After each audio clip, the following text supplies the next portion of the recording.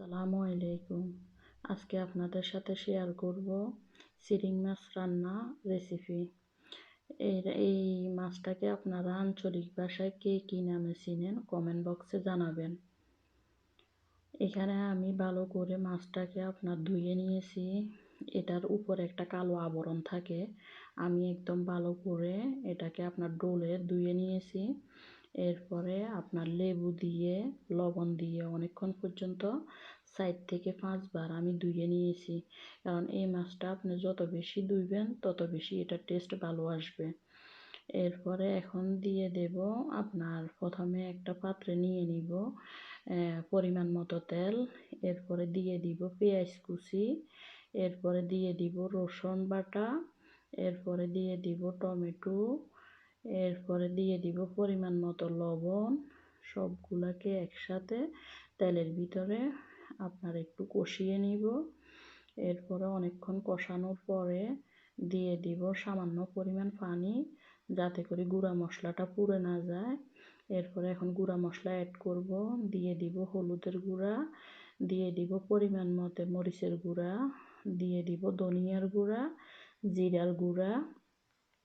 একসাথে সবগুলা মশলাকে ভালো করে মিশিয়ে নেব। এরপরে অনেকক্ষণ পর্যন্ত মশলাটাকে আমি কষিয়ে নেব। কষানো হয়ে গেলে এরপরে আমি সবগুলা মাছকে দিয়ে দেব।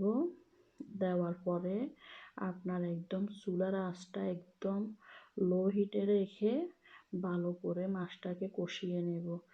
এই মাছটাতে আমি বেশি পরিমাণ ঝোল রাখবো না। এটা একদম মাখা মাখা হবে রান্নাটা। এটাতে যদি বেশি পরিমাণ ঝোল রাখা হয় তাহলে এটার টেস্ট ভালো আসবে না। এটা একদম মাখা মাখা ঝোল থাকবে। তো আমি অনেকক্ষণ পর্যন্ত মাছটাকে কষিয়ে নিয়েছি। যত অল্প আছে যত বেশি কষাবেন তত বেশি মাছটার টেস্ট ভালো আসে। এরপরে দিয়ে দিলাম কিছু টমেটো কুচি, 4-5টা কাঁচামরিচ। কিছু টমেটো যদি একটু গোটা গোটা থাকে তখন খাওয়ার সময় ভালো লাগে। এরপরে অনেকক্ষণ কষালাম। কষানোর পরে দিয়ে দিলাম হালকা করে একটু কুসুম গরম পানি।